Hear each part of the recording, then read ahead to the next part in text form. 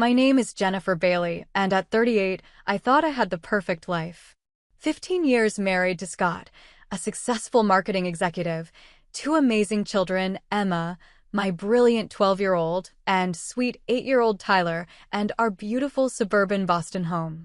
Then I noticed money disappearing from accounts, passwords changing overnight, and my husband's unexplained late nights. I never imagined my world would implode, or that my daughter would become our family's unlikely hero. Before I tell you how my world collapsed and how my brilliant daughter salvaged our future, let me know where you're watching from and hit that subscribe button to join our community of survivors. I grew up in a middle-class family where financial responsibility was the 11th commandment. My father worked for the Postal Service for 30 years, and my mother was an elementary school teacher. Every Sunday night, they'd sit at our kitchen table with their budget notebook, meticulously tracking every dollar. "Money doesn't grow on trees, Jennifer," my father would say whenever I asked for anything outside our means. Those lessons shaped me profoundly. I met Scott during my junior year at Boston University. I was studying accounting, and he was the charismatic marketing major who seemed to light up every room. Our first meeting happened in the campus coffee shop when he accidentally knocked over my study materials. Instead of a quick apology, he insisted on buying me coffee and spent the next 2 hours discussing everything from childhood dreams to future goals.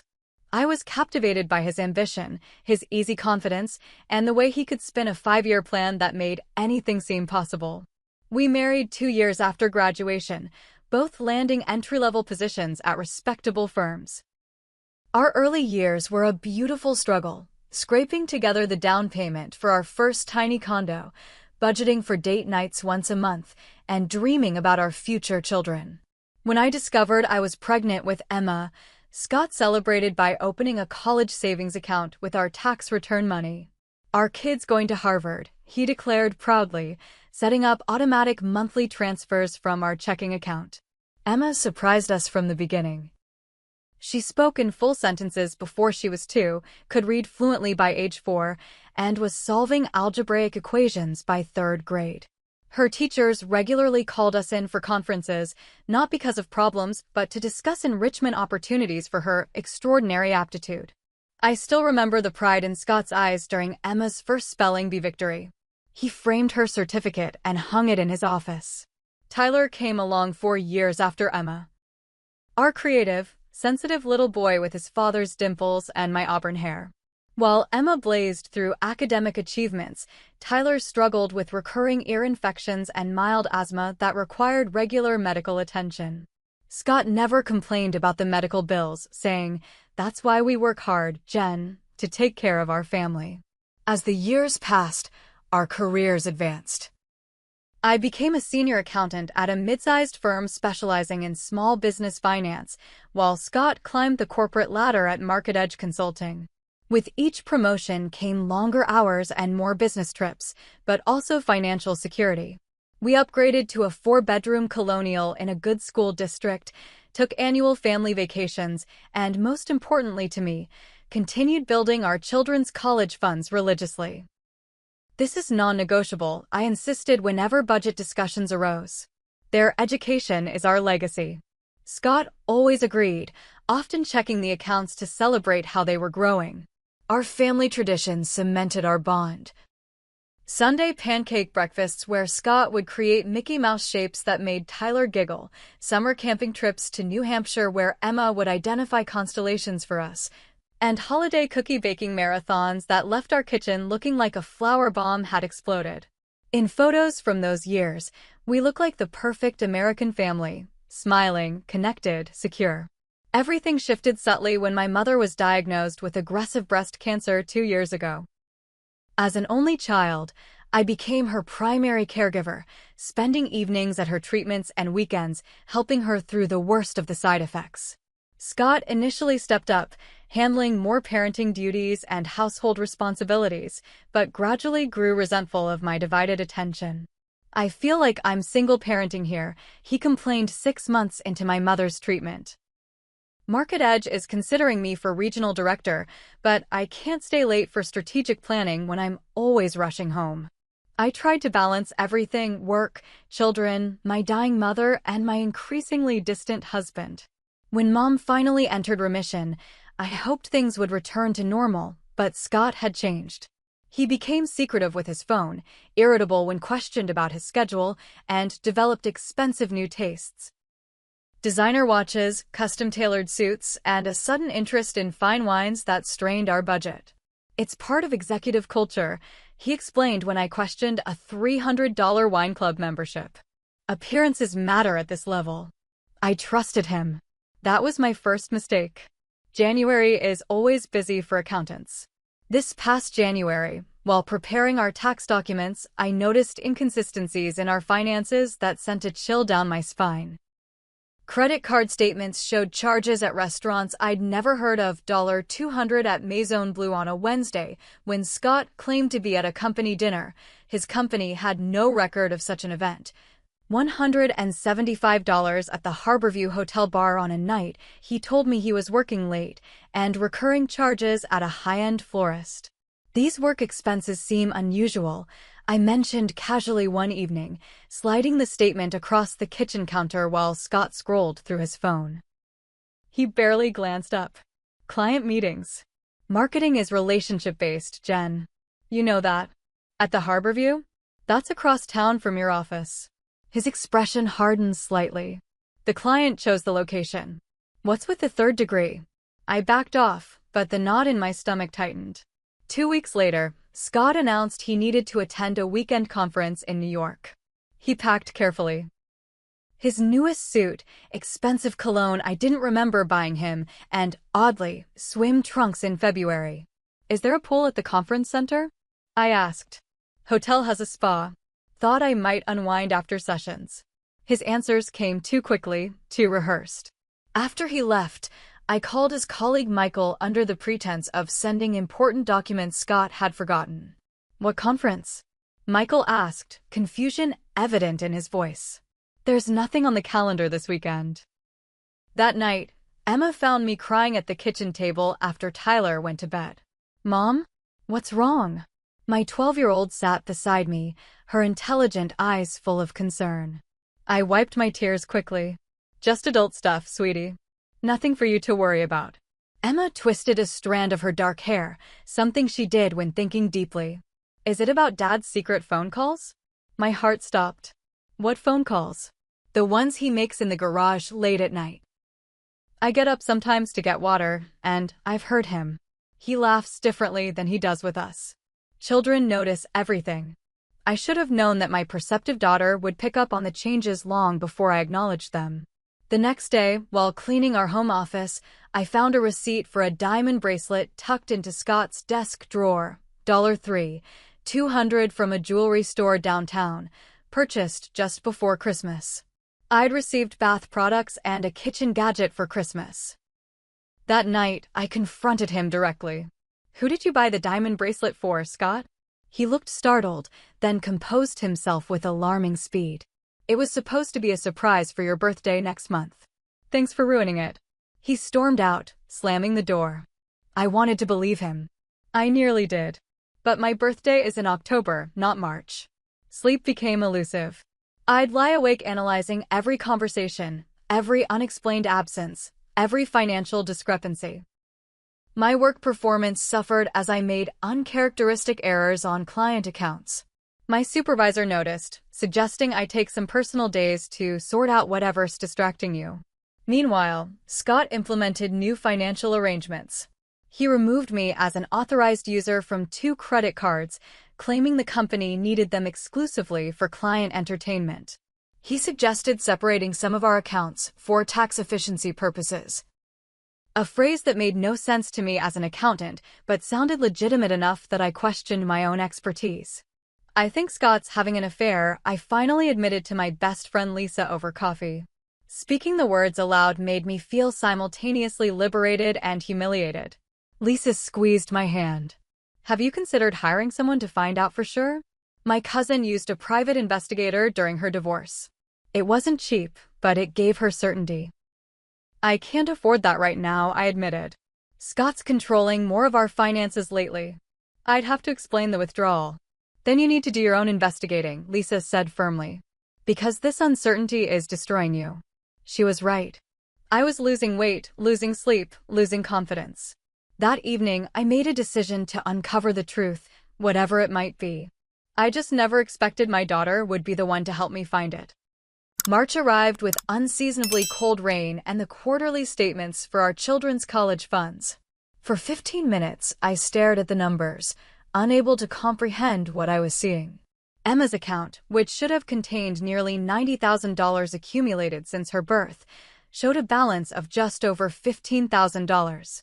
Tyler's account remained untouched at $42,000. My hands trembled as I reviewed the transaction history. 3 large withdrawals had been made over the past 4 months, each just under the amount that would trigger a notification.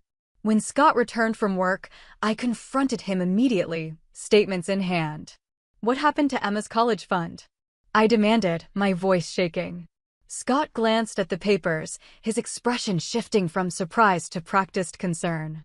The market's been volatile. I moved some assets to a different investment vehicle for better returns. He took out his phone. Let me show you the new account.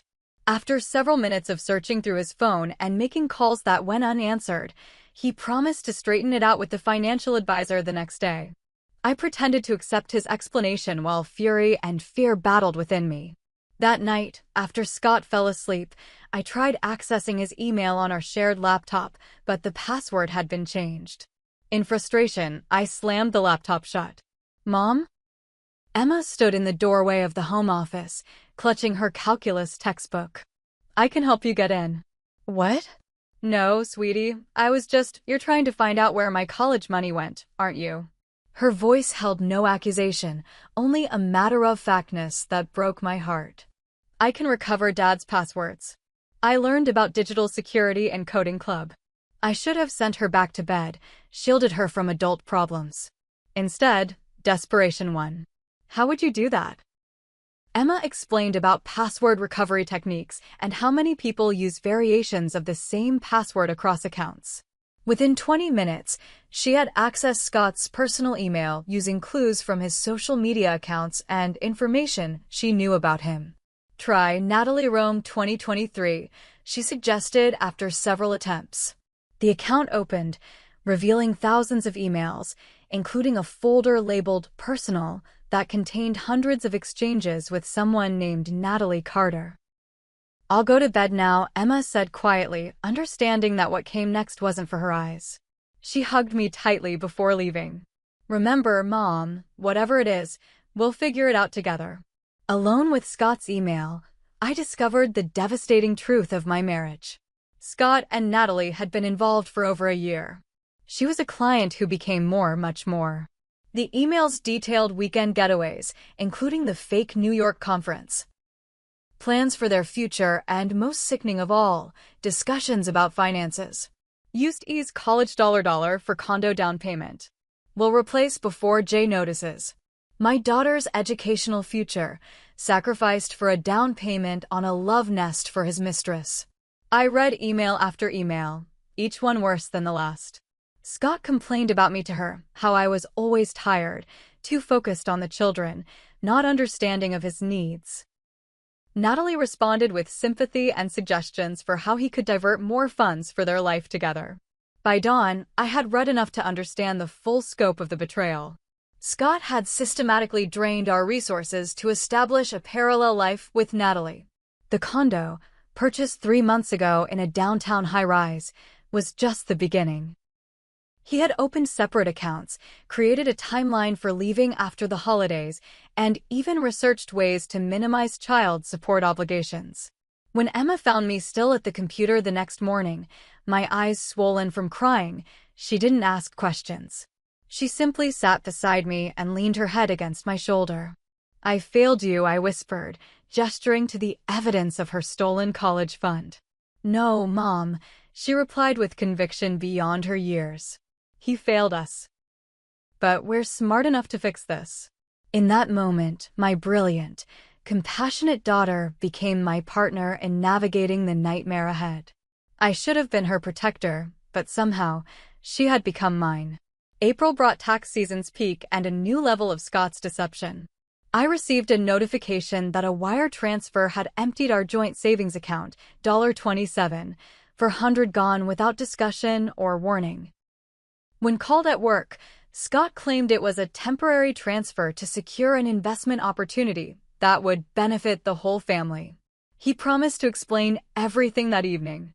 Instead, he texted later claiming an emergency client dinner, arriving home after midnight. The pattern continued for days: avoidance, vague explanations, late nights. Our savings remained gone. Panic overwhelmed me as I reviewed upcoming expenses. Mortgage due in 10 days, Tyler's asthma specialist appointment, property taxes for the second quarter.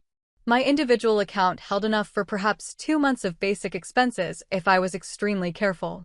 "We need a strategy," Emma announced one afternoon while Scott was at work. She had created a spreadsheet on her laptop. "I've been researching." "Researching what?" I asked, amazed at her initiative. "Divorce and financial fraud." She clicked through tabs labeled Evidence, Timeline, and Legal Options. Based on patterns in Dad's emails, he's planning to leave after Christmas, probably to minimize disruption to his holiday work schedule and to seem like the good guy for staying through the holidays. My stomach churned at her clinical assessment. "Emma, you shouldn't be dealing with this." "I'm already dealing with it," she replied firmly. "We both are.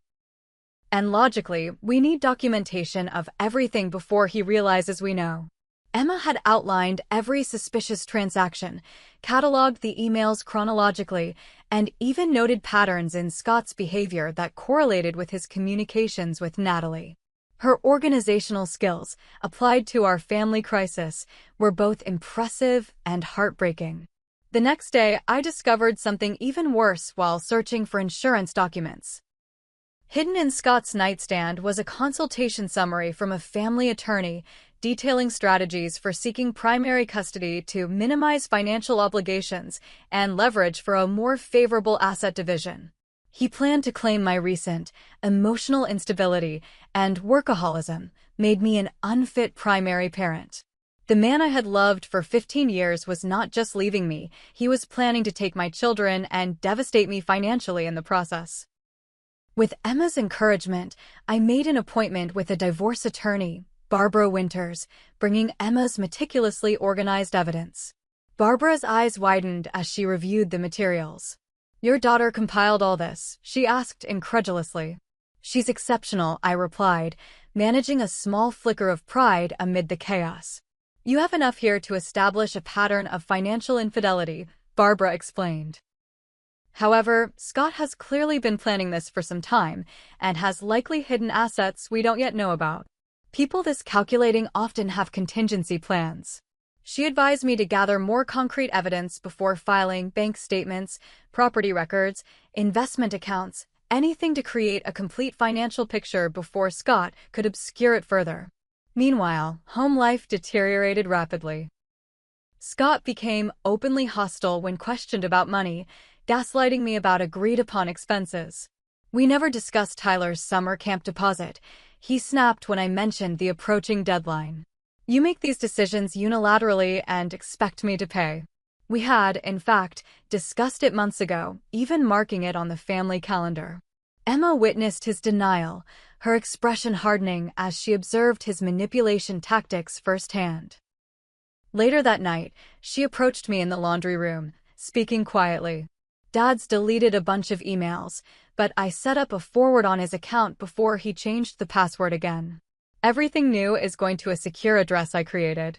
"Emma, that's..." I hesitated, uncertain about the legality or ethics of what she'd done. "Necessary," she finished firmly. "He's lying to all of us. He told Tyler yesterday that we might not be able to afford his asthma camp this summer because of your spending." My blood boiled at Scott using our son's health condition as a weapon. That night, I discovered Scott had opened a new credit card in my name, with statements going to a P.O. box I knew nothing about. The card had a $12,000 balance for purchases I never made. When confronted, Scott became threatening. "Back off, Jennifer," he warned, his voice lower and more menacing than I'd ever heard. "You're becoming paranoid, and it's not a good look for you." Maybe you should see someone about your anxiety. I retreated, not out of submission but strategy. Emma was right. We needed irrefutable evidence before making any moves. That night, she introduced her most audacious idea yet. "We need to record him admitting what he did with my college fund," she said, showing me a voice recording app on her phone. New Hampshire is a two-party consent state for recordings, but if we're careful about how we ask, we can get him to incriminate himself without breaking any laws. My 12-year-old daughter was thinking like a legal strategist. I felt equal parts pride and sorrow that circumstances had forced this premature maturity upon her. "How would we do that?" I asked. Emma's eyes gleamed with determination. "I have a plan." "Financial fraud has specific legal definitions," Emma explained, pointing to printouts spread across her bedroom floor. We had converted her closet into our war room, keeping all evidence and planning materials hidden from Scott and Tyler. What Dad did with my college fund meets those criteria, especially since he never intended to replace it. For 2 weeks, Emma had been conducting research worthy of a law student. Studying financial fraud cases, watching legal seminars online, and creating an evidence binder organized by type of misconduct. She'd even color-coded email exchanges to highlight contradictions in Scott's stories. "The key problem," she continued, "is proving intent.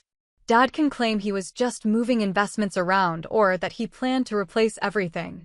Unless he admits otherwise," I added, following her logic. Emma nodded. "Exactly. We need him to acknowledge that he took the money specifically for Natalie and the condo." She outlined her strategy: create a situation where Scott would believe he was having a private conversation, guide the discussion toward finances in a non-threatening way, and record his responses.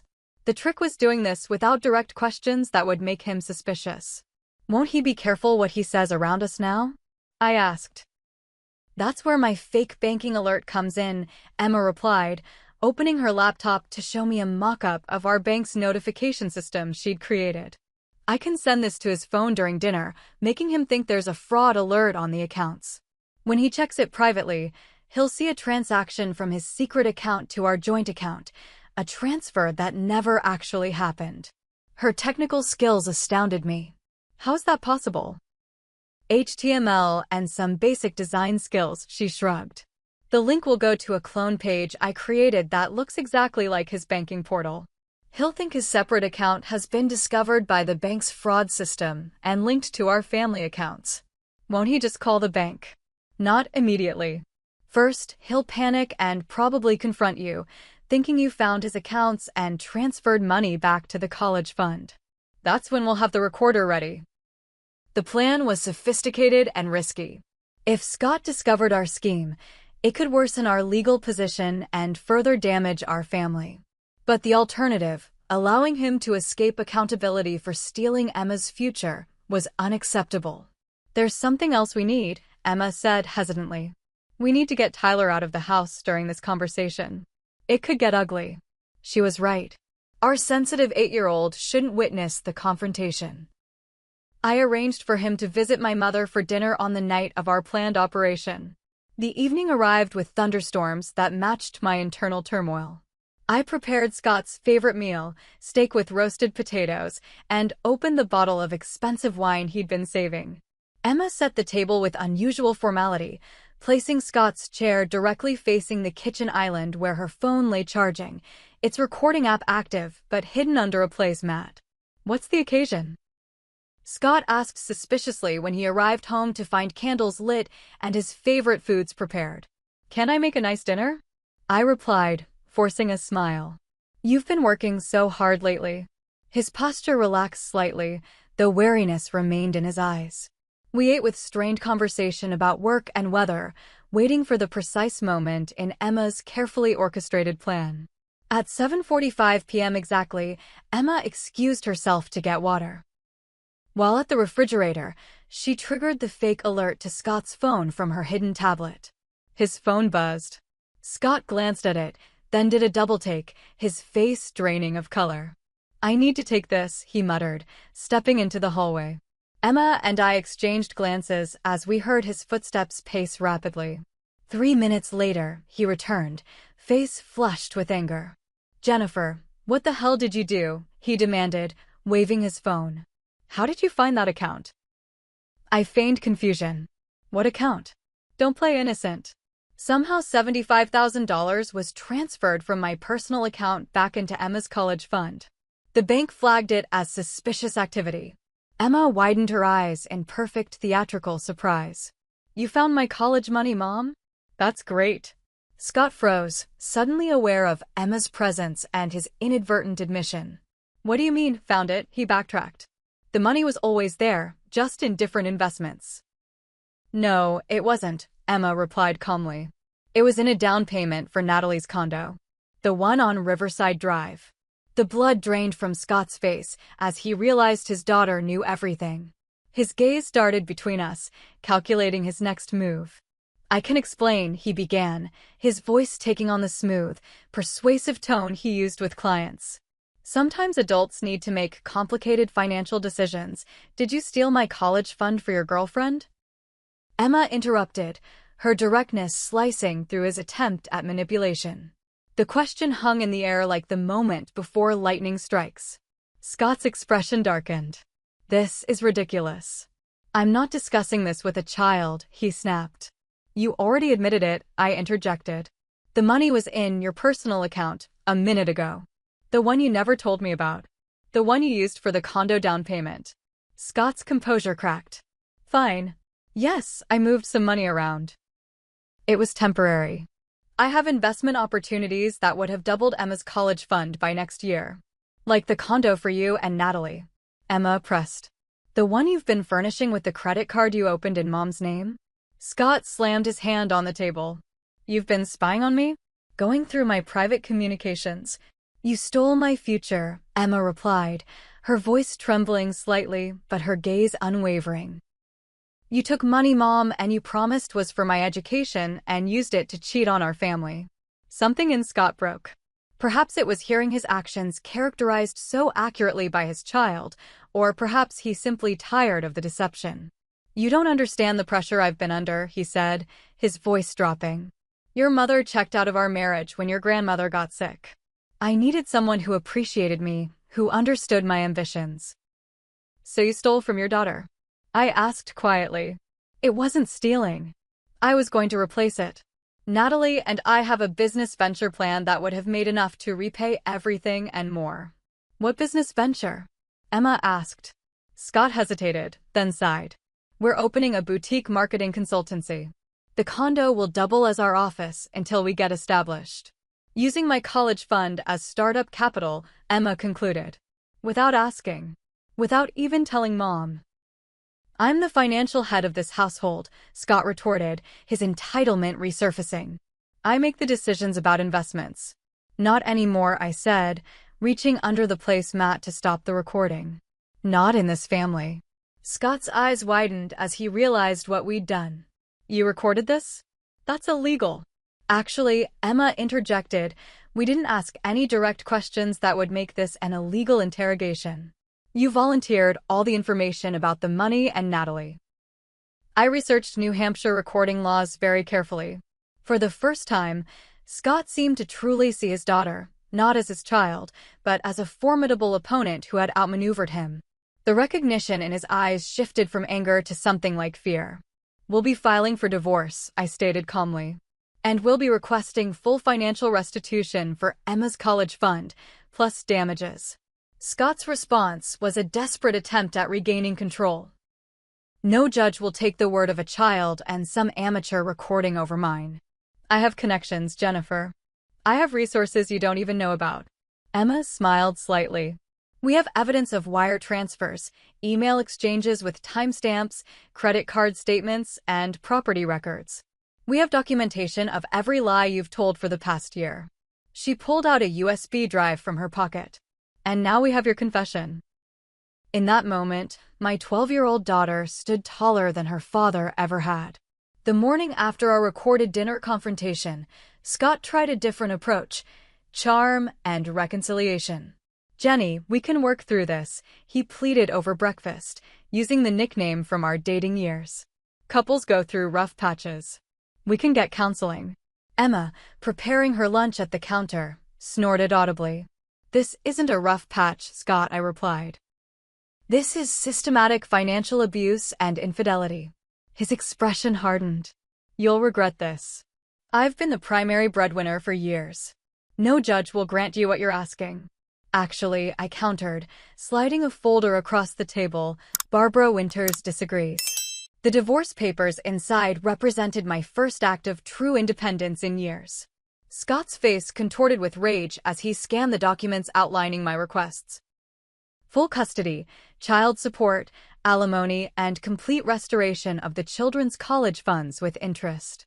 You'll never get this, he snarled, throwing the papers down. I'll fight you on every point. We have the recording, Emma reminded him, zipping her lunchbox. And all your emails with Natalie about getting rid of dead weight, that's what you called Mom and Tyler, by the way. Scott paled. You had no right to steal my future, Emma interrupted calmly. The judge will hear everything. He stormed out, slamming the door hard enough to rattle the windows. Within hours, his attorney contacted Barbara with a counterproposal that ignored most of our requests. The battle had begun. What Scott hadn't anticipated was Emma's meticulous preparation. When his attorney claimed Scott had merely relocated funds temporarily for better returns, we produced emails where he explicitly told Natalie the money was permanently diverted and Jen will never know where it went. When he claimed financial hardship would prevent adequate child support, we revealed records of his secret accounts and recent luxury purchases. When he suggested joint custody was in the children's best interest, we presented messages where he complained about babysitting my own kids and discussed leaving Tyler's asthma medication management entirely to Jennifer. Throughout April and May, Scott's desperation grew. He attempted to withdraw funds from accounts he still controlled, only to discover I had secured court orders freezing most of our assets. He tried manipulating Tyler by buying expensive gifts and promising a room with a gaming setup at his new place. He even showed up at my mother's house, attempting to convince her I was unstable and turning the children against him. Nothing worked. The evidence was too comprehensive, too damning. The most satisfying moment came in late May when Scott's mistress Natalie appeared at our front door, her designer handbag clutched tightly against her chest. We need to talk, she announced when I answered. About Scott. I considered slamming the door in her face, but curiosity won out. Why? Because he's been lying to us both, she replied, genuine distress in her expression. Over tea at our kitchen table, the same table where Scott had confessed his betrayal, Natalie revealed that he had portrayed himself as significantly wealthier than he was, claiming family money and substantial investments beyond his salary. He told me the condo was just the beginning, she explained, twisting her watch nervously. He promised a vacation home in Vermont next year and said we'd start our agency with a 7-figure investment fund. Let me guess, I said. He started acting strange when his accounts were frozen? Natalie nodded. He became angry, controlling. When I questioned him about the business startup capital, he said I needed to contribute more, that his assets were temporarily tied up in his divorce. She had discovered the truth when she overheard Scott arguing with his attorney about hiding assets and that damn recording. Further investigation revealed our court filings and the full extent of his deception. I'm not staying with a man who steals from his children, she stated firmly. And I wanted you to know I had no idea where the money for the condo came from. He told me it was his investment portfolio. Her visit provided additional evidence of Scott's character and intentions that proved valuable in court. 2 weeks later, Natalie sold the condo, using most of the proceeds to repay Emma's college fund directly, an act of restitution that spoke to her own moral compass once the truth was revealed. By June, Scott's position had deteriorated further. His company placed him on administrative leave after discovering he had charged personal expenses to company accounts, including gifts for Natalie coded as client appreciation. His professional reputation, once sterling, was now tarnished by questions about his ethics and judgment. The court proceedings culminated in July with a settlement negotiation that Barbara described as unusually favorable for a wronged spouse. Scott, facing both legal and professional consequences, finally surrendered. The final agreement included full physical custody of Emma and Tyler with generous but structured visitation for Scott, child support at the maximum guideline amount, complete restoration of both children's college funds, plus 5 years projected interest, division of assets that acknowledged Scott's financial misconduct, a requirement that Scott attend financial management counseling. When the judge formalized the agreement, he made a point of addressing Emma directly.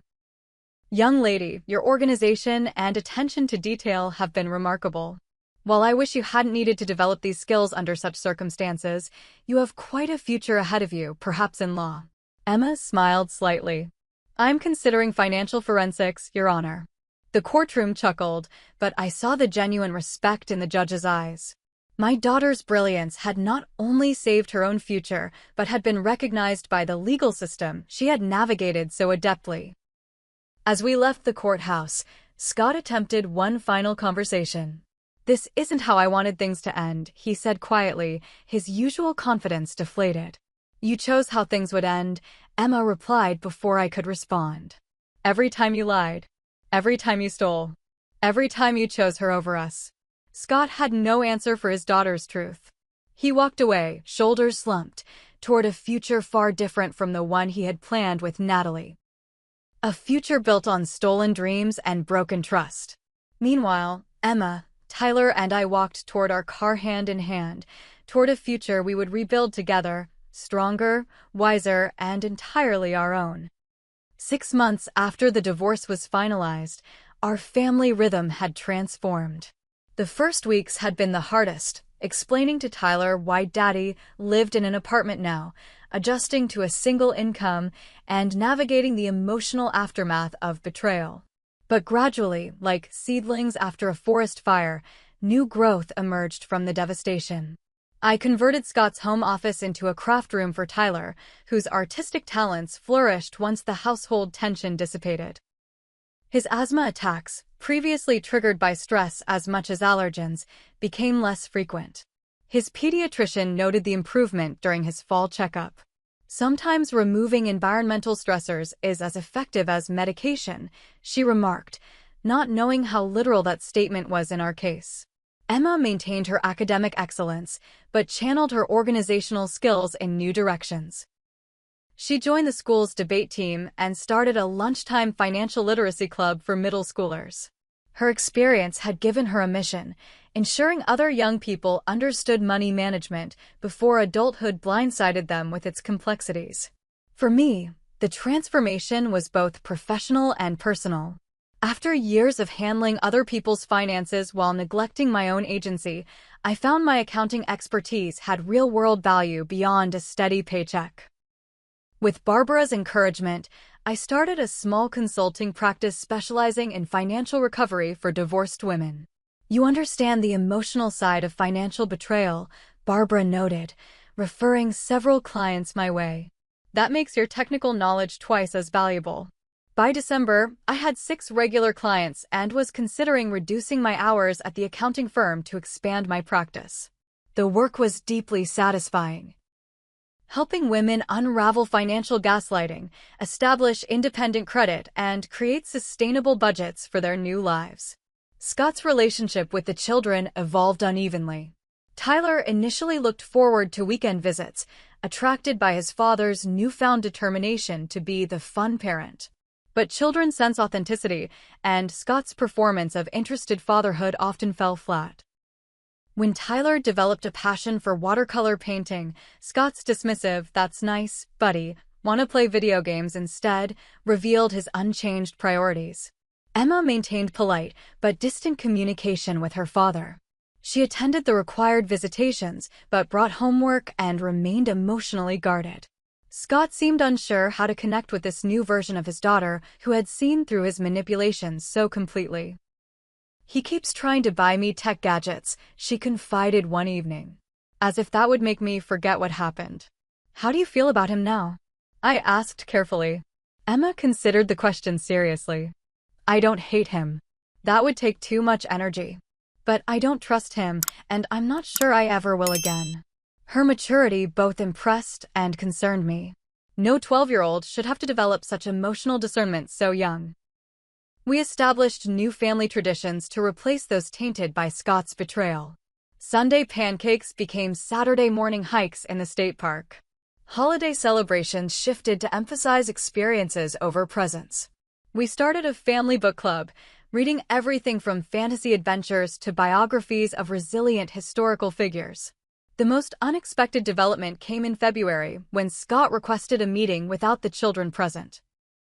We met at a neutral coffee shop, where he arrived looking uncharacteristically humble. "I've been doing some work," he began awkwardly. "With a therapist. Part of the financial counseling the court ordered." I nodded but offered no encouragement. Experience had taught me to wait for actions rather than trust words. "I've been diagnosed with narcissistic personality traits," he continued. "Not the full disorder, but enough to explain some of my behavior. It doesn't excuse what I did, but I'm working to understand it." "Why are you telling me this?" "Because I want to do better for Emma and Tyler. And because," he hesitated, seeming genuinely uncomfortable, "I owe you an apology. A real one. What I did was inexcusable." The apology surprised me more than the diagnosis. In 15 years of marriage, Scott had never taken genuine responsibility for hurting anyone. His contrition might have been court-ordered, but something in his expression suggested authentic remorse. "Thank you for saying that," I replied carefully. "But rebuilding trust will take time and consistent behavior." "I know," he acknowledged. "I'm prepared for that." True to his word, Scott became more reliable with visitations, child support payments, and respecting boundaries over the following months. He attended Tyler's first art show at the community center and sat through Emma's 3-hour debate tournament without checking his phone once. Small steps, but noticeable ones. As for my personal life, I began to rediscover parts of myself that had been submerged during my marriage. I joined a hiking group, took a ceramics class, and reconnected with college friends I'd lost touch with during the years Scott subtly isolated me. One of those friends, Daniel, a landscape architect and fellow hiking enthusiast, gradually became something more than a friend. Our first official date prompted an unexpected reaction from Emma. "You look nice," she observed as I prepared to leave. "The blue brings out your eyes." "Thank you, sweetie. Are you sure you're okay with this? I can cancel if you're uncomfortable." Emma shook her head. "Mom, you deserve to be happy. Just..." She hesitated. "What is it?" "Just don't ignore red flags this time, okay? Trust your instincts."